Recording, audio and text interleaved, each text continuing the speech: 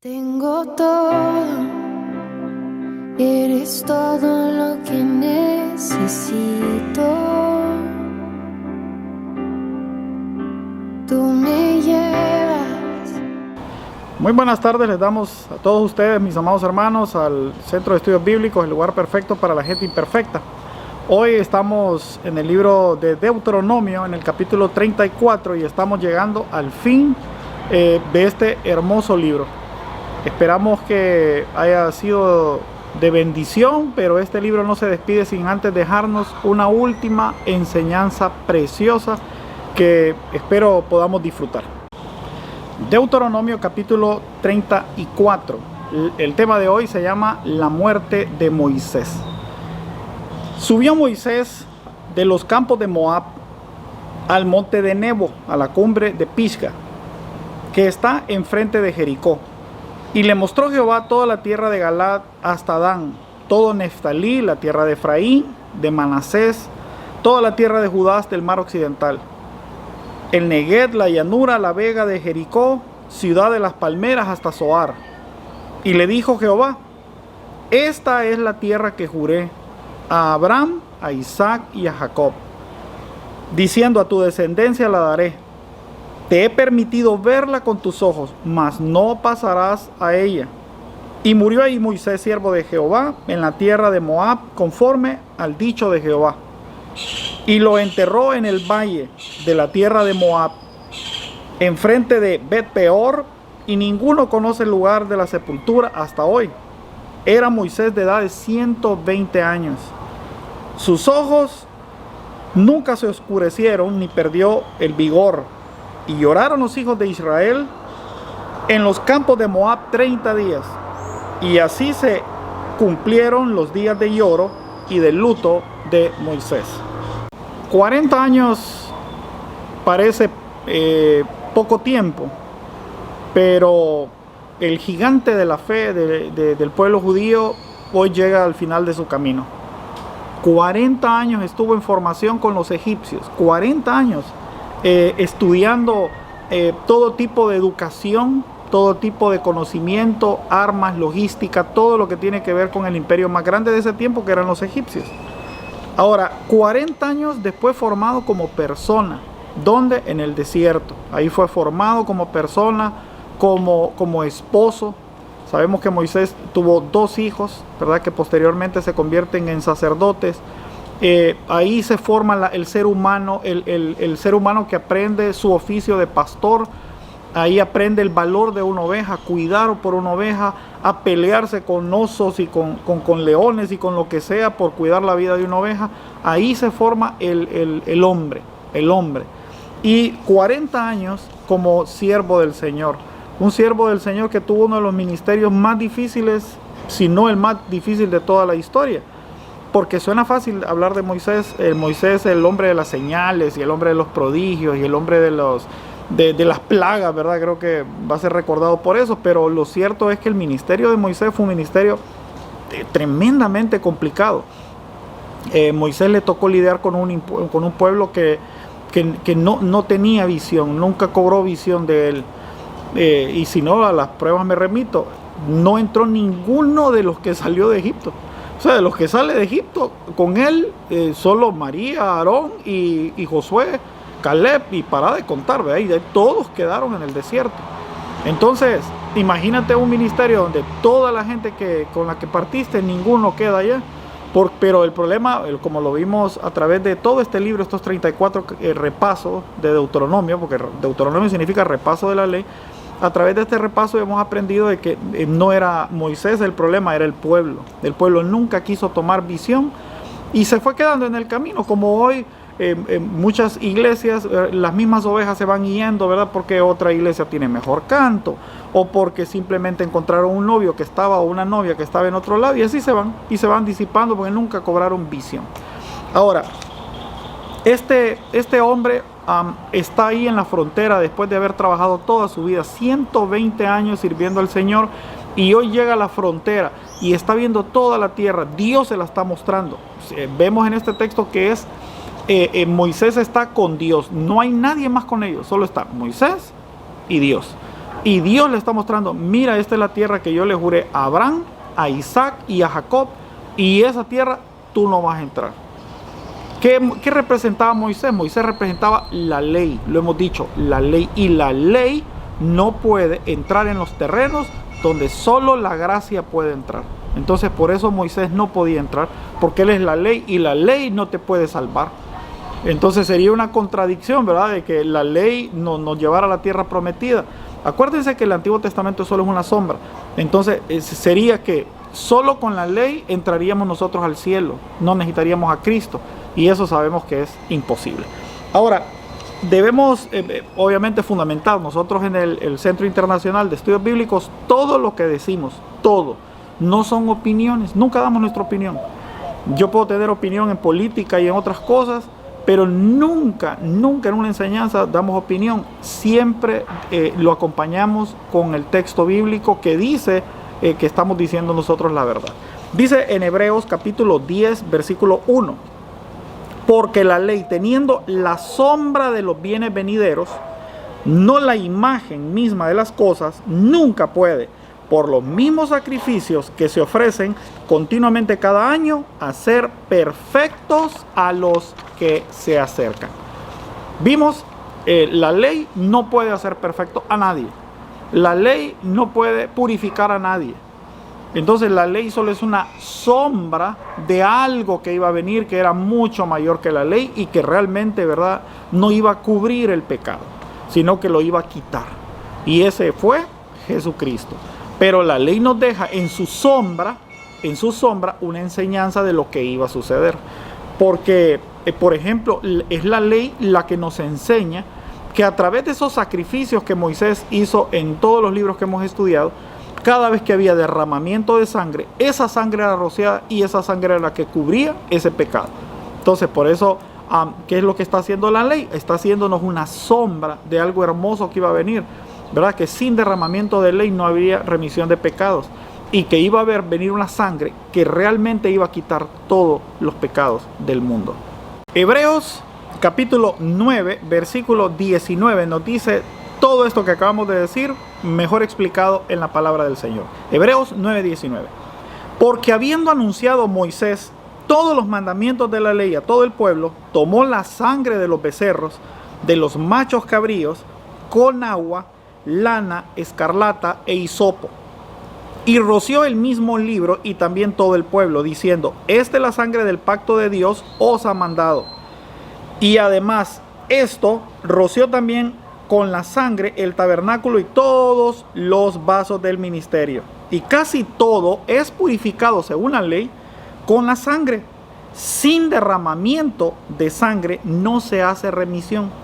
Fue pues necesario que las figuras de las cosas celestiales fueran purificadas así, pero las cosas celestiales mismas con mejores sacrificios que estos, porque no entró Cristo en el santuario hecho de mano, figura del verdadero, sino en el cielo mismo, para presentarse ahora por nosotros ante Dios, no para ofrecer muchas veces, como entra el sumo sacerdote en el lugar santísimo, cada año con sangre ajena.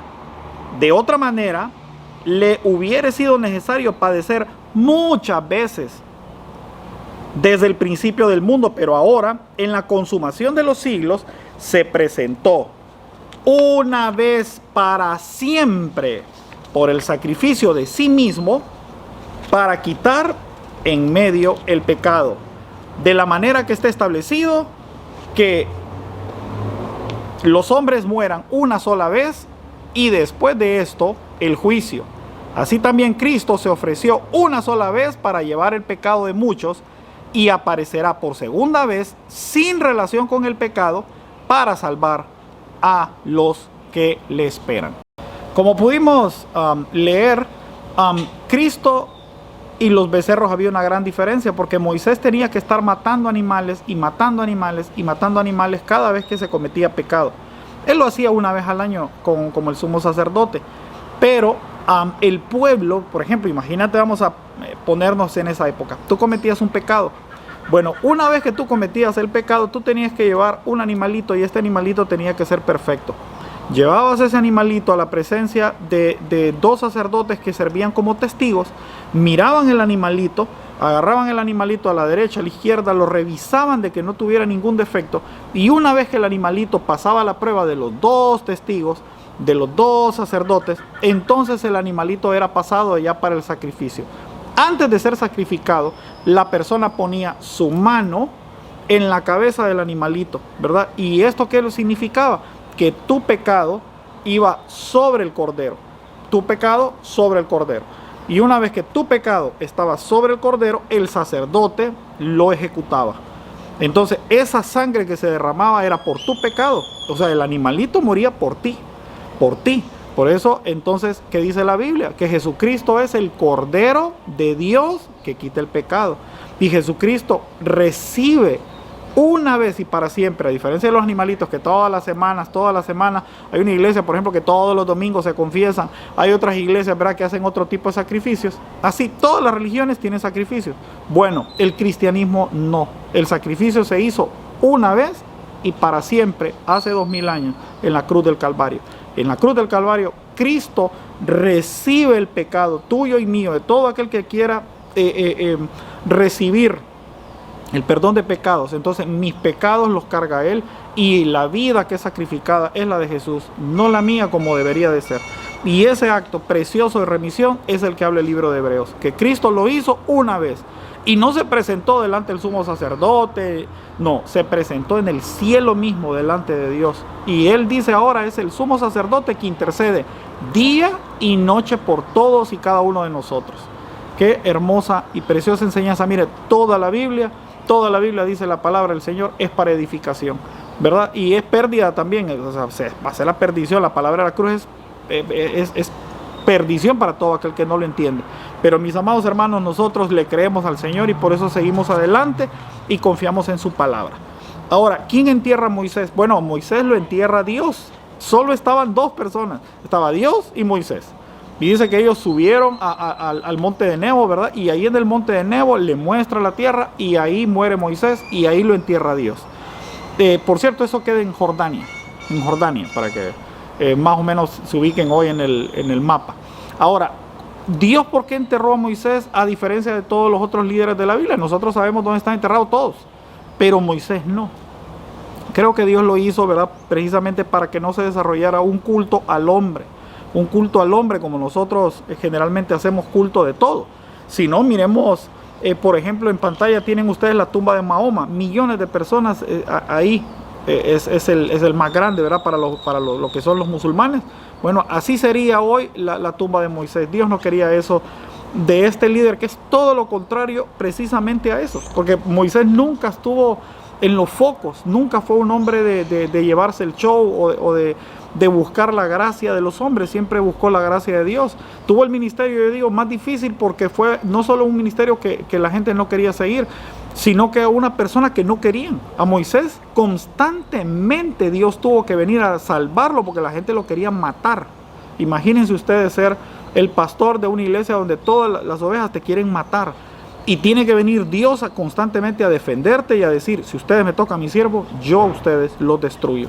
Y así Dios defendía literalmente a Moisés. Entonces Dios no quería que hicieran culto de este hombre y tomó su cuerpo y lo enterró. Miren, hoy vemos las tumbas, por ejemplo, de Voltaire, de Pablo Escobar, de Balzac, de Oscar Wilde. Mire, yo estuve en Argentina y son cantidad de gente yendo a ver a Eva Perón, por ejemplo, la tumba de Eva Perón, a Jim Morrison. O sea, todas las tumbas son adoradas, ¿verdad?, y recordados estos hombres.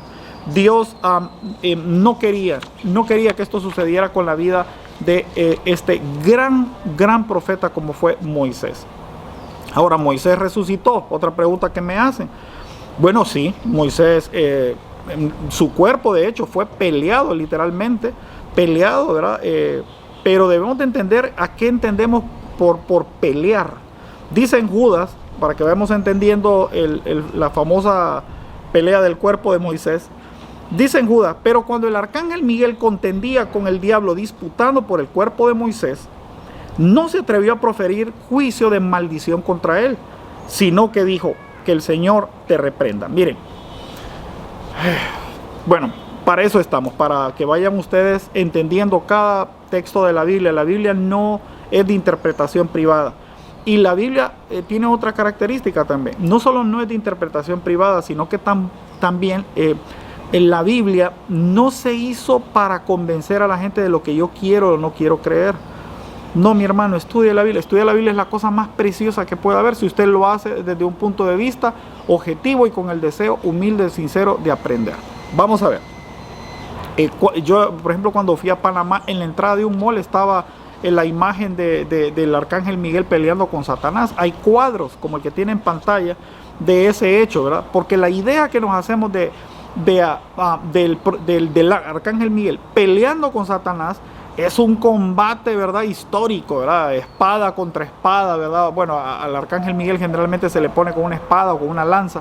Imagínense, ¿verdad? Y al diablo con su ese trincha, no sé cómo se llama esa cosa, ¿verdad? Y ahí estaban peleando, y en una pelea atroz, todo esto está el cuerpo de Moisés ahí tirado.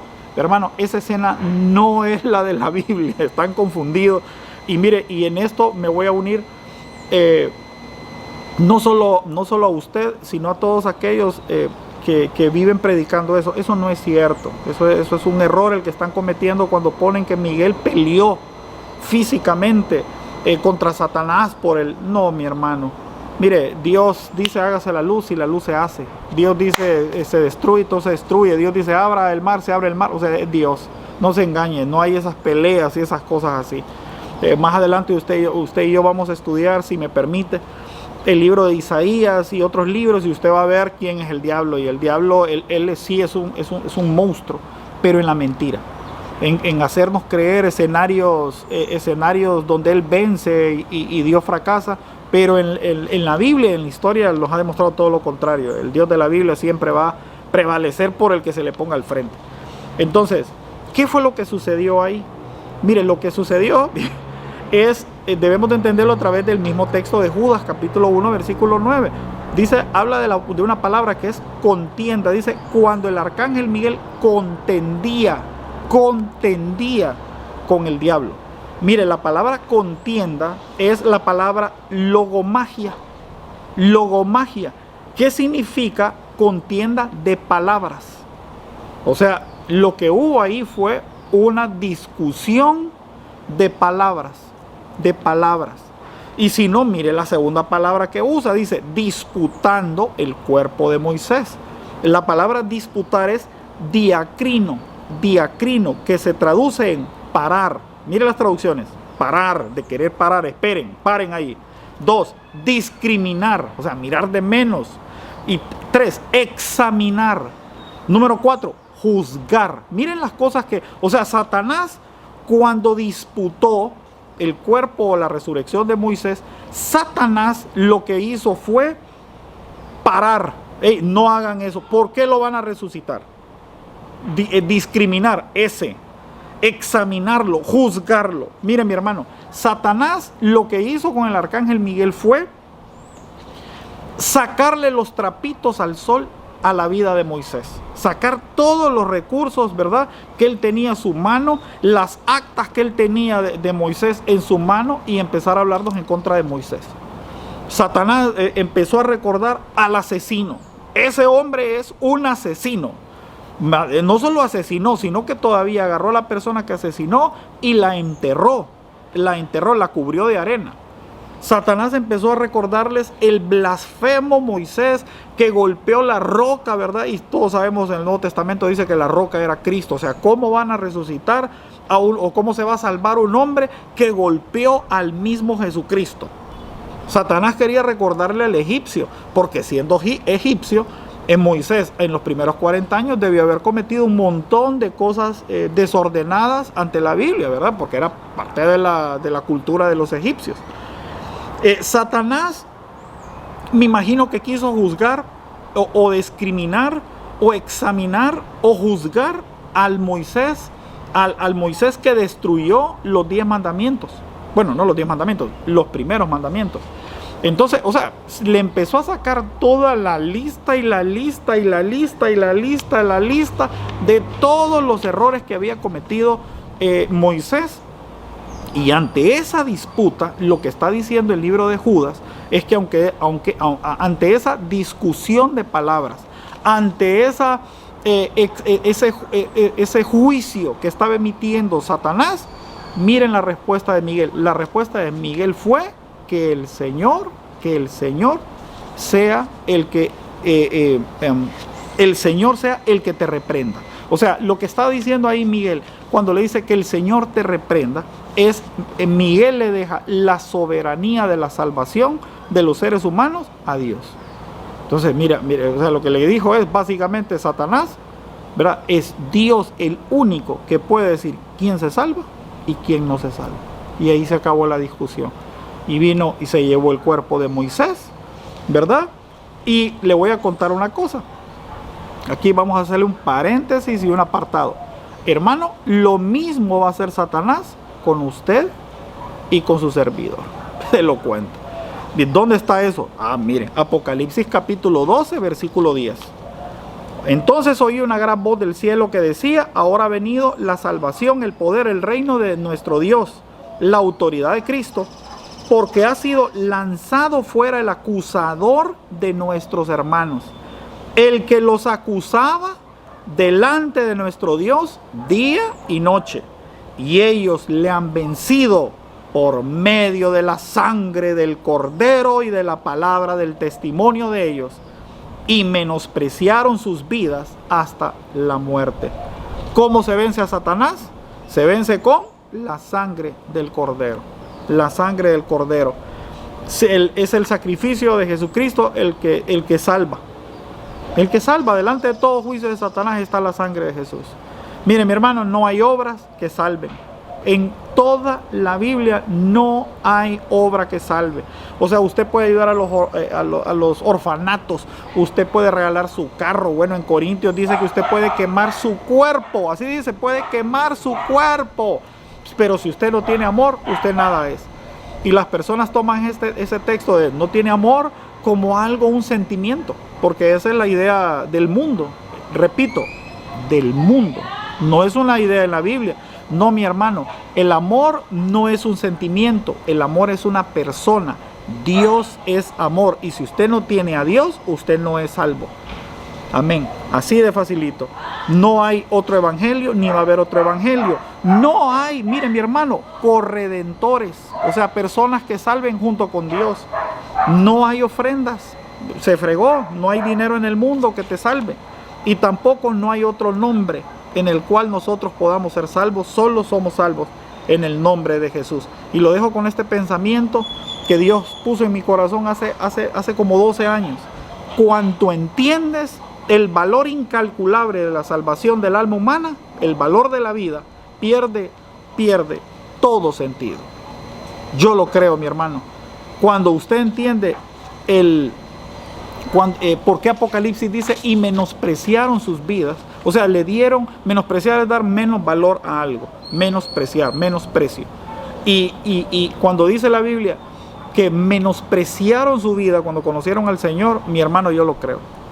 No es que la vida humana no tenga valor, no me malinterprete. No, lo que quiere decir es que cuando uno conoce el valor de la salvación, el valor de la salvación y la eternidad, la vida pierde valor. Porque cuando vivimos nosotros en esta tierra, 5 años, 10 años, 15 años, 70 años, 100 cuando mucho. La eternidad, comparada con la eternidad, es pequeñito, no tiene tanto valor. Y a eso se refiere. El apóstol Pablo nos explica estas palabras o este pensamiento de una manera mucho más sencilla y mucho más comprensible. Se la quiero compartir en Filipenses capítulo 3 versículo 7. Pablo dijo, hablando del menosprecio: pero cuántas cosas eran para mí ganancia, y las he estimado como pérdida por amor a Cristo. Y ciertamente aún estimo todas las cosas como pérdidas por la excelencia del conocimiento de Cristo Jesús, mi Señor, por amor del cual lo he perdido todo y lo tengo por basura para ganar a Cristo y ser hallado en Él, no teniendo mi propia justicia, que es por ley, sino por la fe de Cristo. La justicia es de Dios por la fe, a fin de conocerle y el poder de su resurrección y la participación de sus padecimientos, llegando a ser semejante a él en su muerte. Y si de alguna manera llegase a la resurrección entre los muertos, no que haya yo alcanzado ya, ni que ya sea perfecto, sino que prosigo por ver si logro asir aquello para lo cual fui también asido por Cristo Jesús. Volviendo a Moisés, ¿usted cree que Moisés calificaría en esta palabra de Filipenses capítulo 3, versículo 7? Mire, mi hermano, yo creo que es la persona que más califica para esta palabra, menospreciar, de tener todas las cosas por basura por amor al Señor. Porque Moisés fue una persona que era el hijo del faraón, o sea, tenía asegurado una vida de riqueza. Hubiera tenido las mujeres que hubiera querido, las casas que hubiera querido, los caballos último modelo. O sea, ¿quién no hubiera querido Moisés, que no hubiera obtenido si se hubiera quedado como egipcio? Y sin embargo menospreció todo eso. Todo eso lo menospreció. Nunca valoró su vida familiar. Tuvo problemas hasta con María, con Aarón, porque lo criticaron. Porque, miren, hasta la hora de casarse, Moisés se casó con una negrita. Y era feliz él con su negrita. Y hasta eso le criticaban. No valoró, mire, a servir a Dios al punto de su salud. Y si no, mire que cuando Jetro le fue a ayudar, descubrió que Moisés estaba haciendo el trabajo de 70 personas. O sea, imagine la carga de trabajo de Moisés, desde que se levantaba hasta que anochecía, sirviendo 500,000 de personas.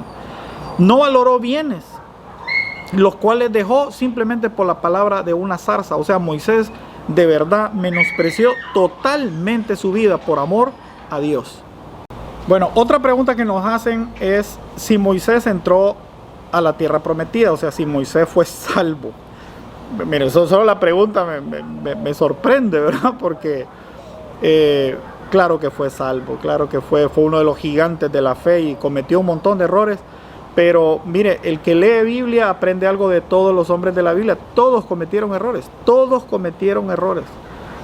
El único error que no cometieron los grandes hombres de la Biblia fue haber escogido otros dioses, sino que escogieron al Dios verdadero. Entonces, solo acertaron tal vez en una sola cosa, pero ese acierto valió por todo, igual que nosotros. Pero errores cometemos todos.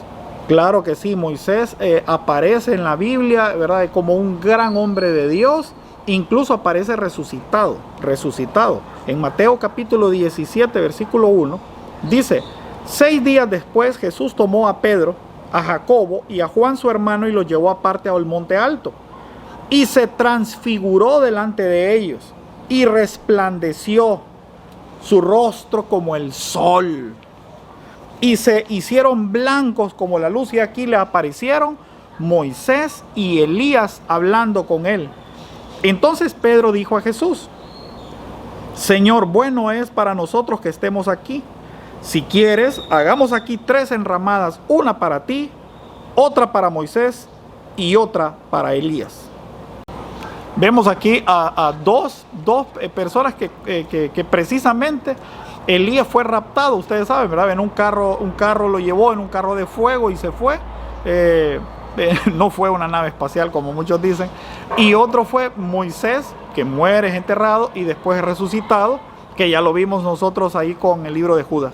Entonces esos dos aparecen delante de Jesucristo. Tienen una conversación ahí de la cual Pedro es testigo, y Pedro termina diciendo lo que yo hubiera dicho: hagamos una enramada, hagamos una casita y quedémonos aquí todo. Imagínate vivir ya Jesús, Moisés, Elías, todos juntos. Entonces vemos que sí, Moisés entró, porque ese mismo día que está con Elías están en la tierra prometida. Están exactamente en la tierra prometida, ¿verdad? Pero ya no el de la ley, sino el de la gracia, el que fue resucitado.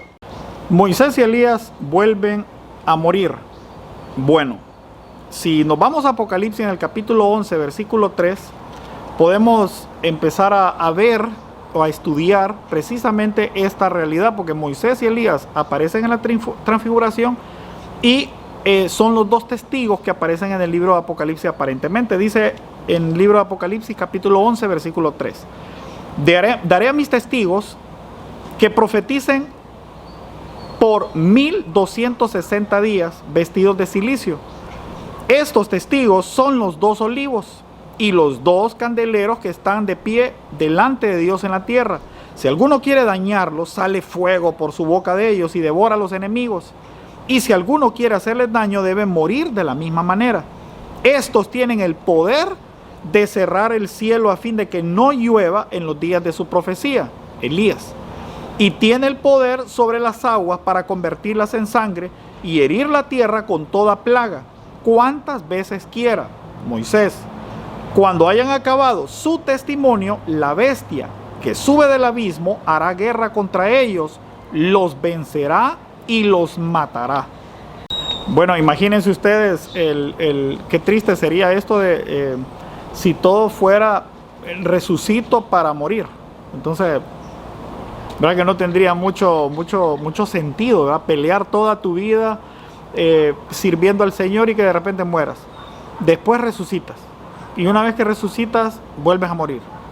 Mire, la explicación es sencilla, ¿verdad? La encontramos en Marcos capítulo 5, versículo 41. ¿Se acuerdan ustedes de Talita Cumi? Talita Cumi. Bueno, Talita Cumi es una que fue resucitada. ¿Por qué digo la respuesta es sencilla? Yo le hago una pregunta.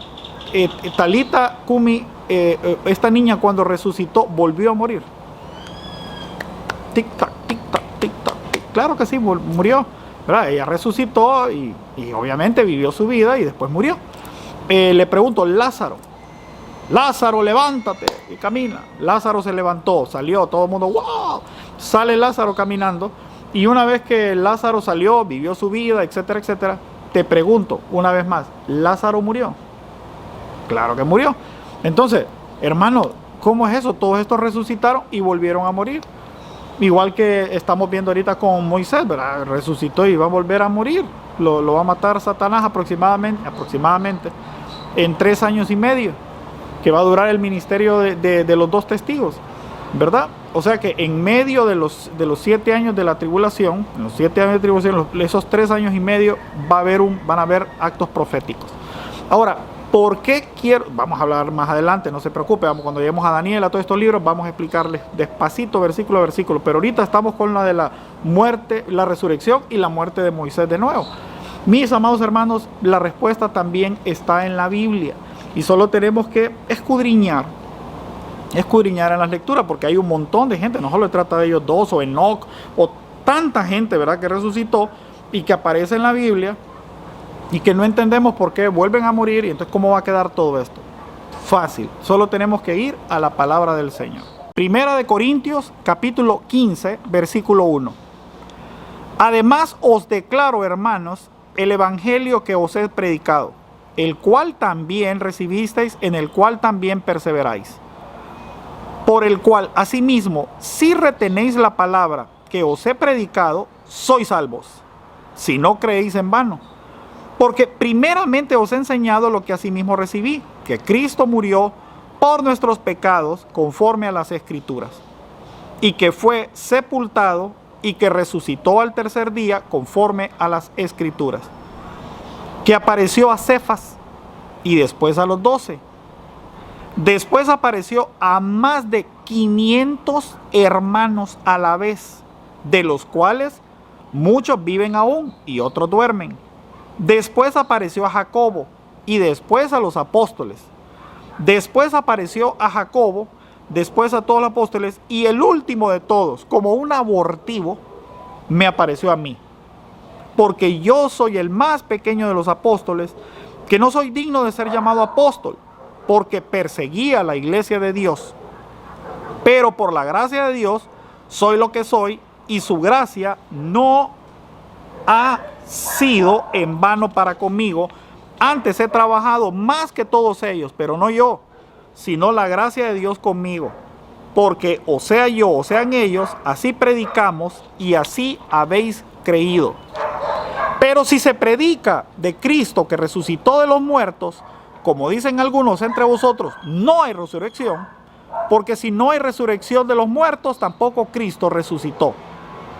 Y si Cristo no resucitó, vana es entonces nuestra predicación y vano es también nuestra fe.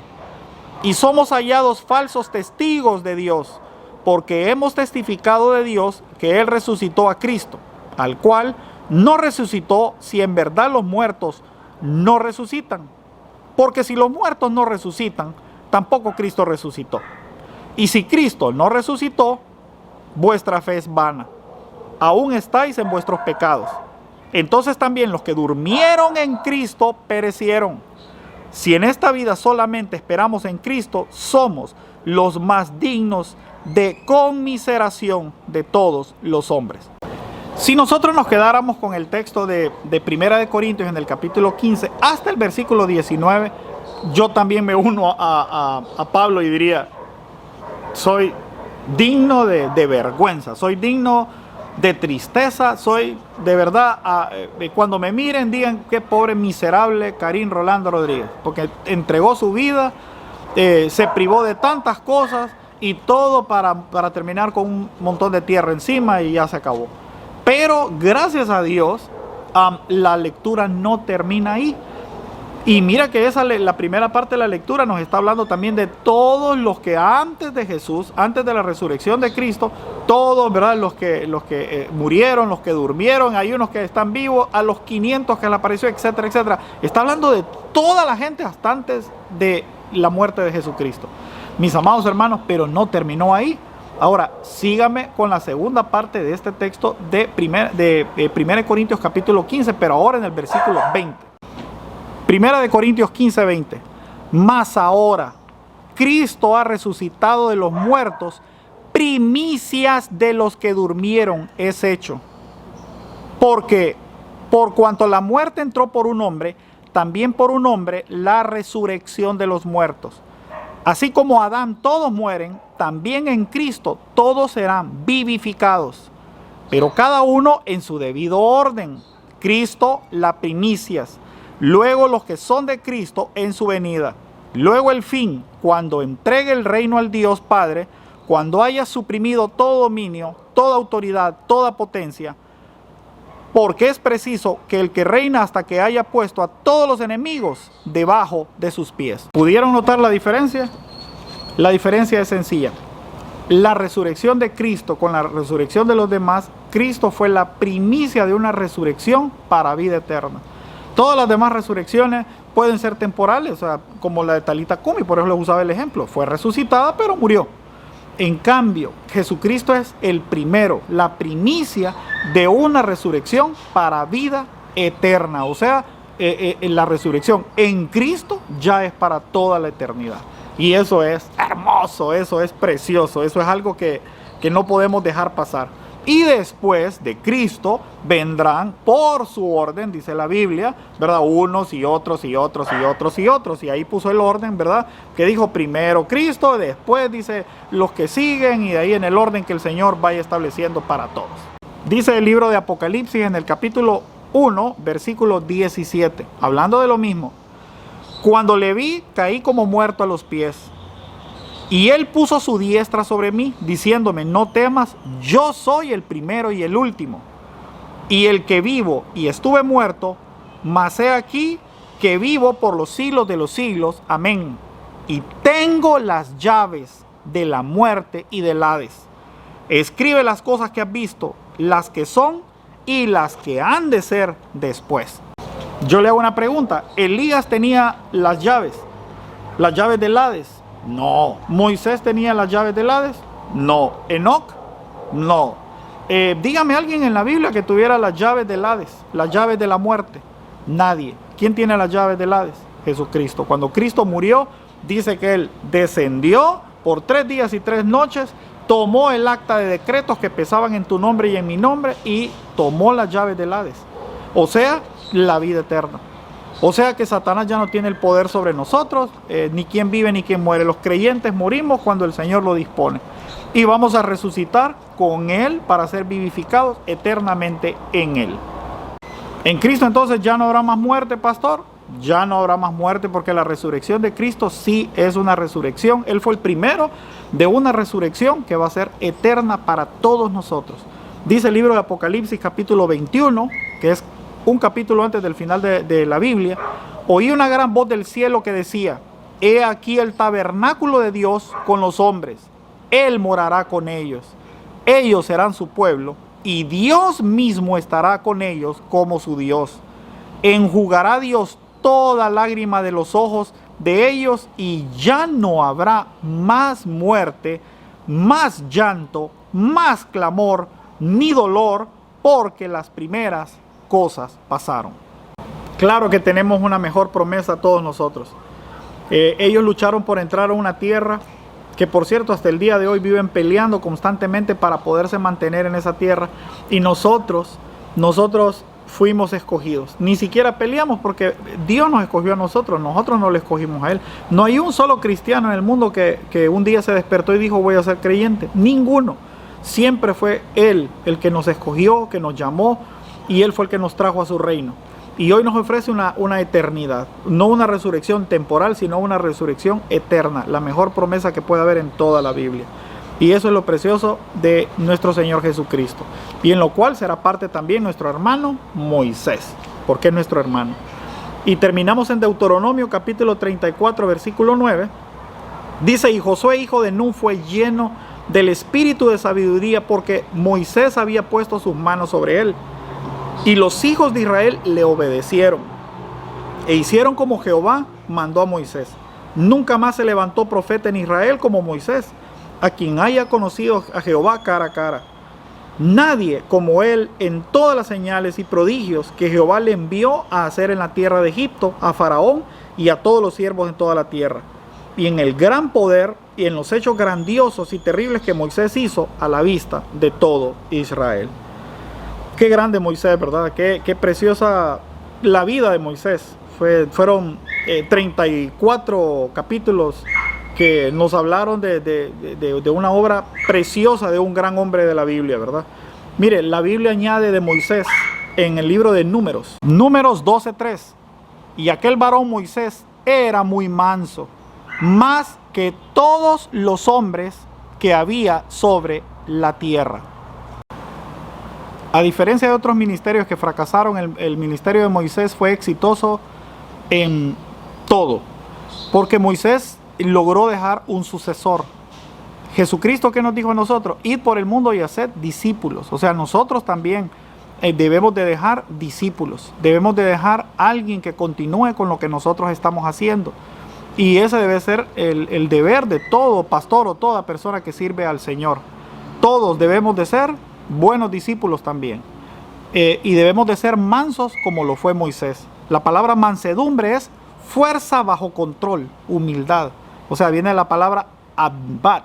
Mis amados hermanos, debemos de ser mansos y tener esa fuerza que tenemos dentro de nosotros bajo control. ¿Qué significa esto, mis amados hermanos? Que por algo Dios eligió a las personas que nos pastorean, a las personas que están para instruirnos a nosotros. Y fue esa oración y esa bendición de Moisés la que continuó cuando ya Moisés no estaba. Fue cuando Josué, dice, fue lleno. ¿Por qué no fue lleno? Moisés oró por él, pero fue lleno cuando ya no estaba Moisés. Porque no pueden haber, ¿verdad? Obviamente dos cabezas. Entonces lo mismo con nosotros. Igual que Jesucristo. Dice que cuando Cristo murió, dice en el libro de Hechos, y fueron llenos del Espíritu Santo. Mis amados hermanos, las personas que Dios pone en nuestro camino están para bendecirnos. Y debemos de sentirnos agradecidos porque algún día ellos no estarán y muchas de las cosas con las cuales ellos nos bendicieron vendrán a nuestra vida, a nuestra memoria, y seremos llenos también de muchas de las cosas, ¿verdad?, con las cuales ellos nos bendijeron. Por eso debemos de tener nuestra fuerza bajo control. Por ahí somos mejor cantantes, mejores predicadores, pero todo eso se responde fácil. ¿Por qué Dios lo escogió a él y no a mí antes? Entonces hay cosas que hay en ellos por las cuales Dios lo escogió a ellos y no nos escogió a nosotros. Y cuando llegue nuestro momento, entonces nosotros también serviremos y bendeciremos y oraremos por otros. Dice en 2 de Timoteo capítulo 1 versículo 6, por lo cual te aconsejo que avives el fuego del don de Dios que está en ti por la imposición de mis manos. Porque no nos ha dado Dios espíritu de cobardía, sino de poder, de amor y dominio propio. Lo mismo le dice también el apóstol Pablo al pastor Timoteo, ¿verdad? Yo te pongo las manos, te bendigo, ¿verdad? Y Dios te va a dar dominio propio. Debemos de aprender a tener contención. Mi hermano, ruego al Señor para que tengamos el espíritu que moró en Josué y que tengamos el liderazgo de Moisés. Que podamos seguir adelante cada día y que podamos aprender de estos grandes hombres o de las personas que Dios nos rodea. Yo en mi vida tuve grandes personas que estuvieron a mi lado, de la cual no hablo mal porque de todos aprendí cosas buenas, mejores. Aprendí sobre amar, sobre cuidar, sobre orar. Desde Carlos Perdomo, por ejemplo, que me lo encontré hace muy poco, ¿verdad? En la Fraternidad de Hombres Cristianos de Negocio, que a pesar de que yo era un muchacho que en ese tiempo yo fumaba, él siempre me andaba llevando a todas las reuniones. Y recuerdo cómo Carlos viajábamos a Tegucigalpa y él siempre me llevaba, venía un evento y él siempre me llevaba, me pagaba las cenas, porque él sabía que yo no tenía trabajo, no tenía para comer. Y él siempre andaba conmigo, siempre me estaba llevando constantemente. A Francisco Sánchez, ¿verdad? Que me iba a levantar a las 5 de la mañana para llevarme a orar. Y así cada uno de los pastores, Pastor Julio César dos Santos y todos los pastores que tuve en mi vida, que fueron tres o cuatro pastores. Daniel dos Santos, que ahora está en Brasil, te mando un saludo, mi hermano. Es lástima que no nos pudimos ver la otra vez que estuve en Brasil. Y toda la gente que estuvo a mi alrededor yo la bendigo, y como tú tienes que aprender a bendecir la gente que Dios puso, no a criticarlo, sino todo lo contrario, ser manso, tener en control tu vida, tener dominio propio y entender que cada persona que Dios va poniendo alrededor de tu vida tiene un propósito de bendecirte y de ser bendecido. Cuando dos cristianos se encuentran, uno bendice y el otro es bendecido, siempre. Entonces siempre que Dios te pone un cristiano en el camino, o tú lo bendices o Él está para bendecirte a ti. Vamos a orar en esta tarde y a darle gracias a Dios por esta palabra y este aprendizaje para nosotros. Gracias, Señor, por tu palabra.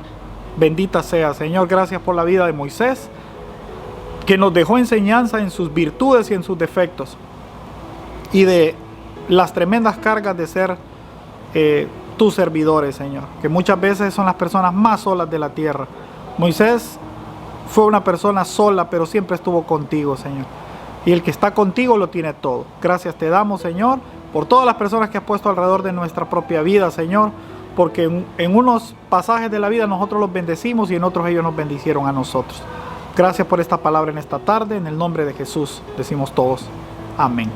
Bueno, si te gustó esta palabra y aprendiste en ella, solo te pido una sola cosa: suscríbete al canal, márcale, dale clic a la campanita para que te sigan apareciendo más enseñanzas y podamos estudiar la Biblia toda entera, capítulo a capítulo, versículo a versículo, y lo hagamos todos juntos con el Espíritu Santo. Que el Señor te bendiga y Dios con nosotros. Nos vemos.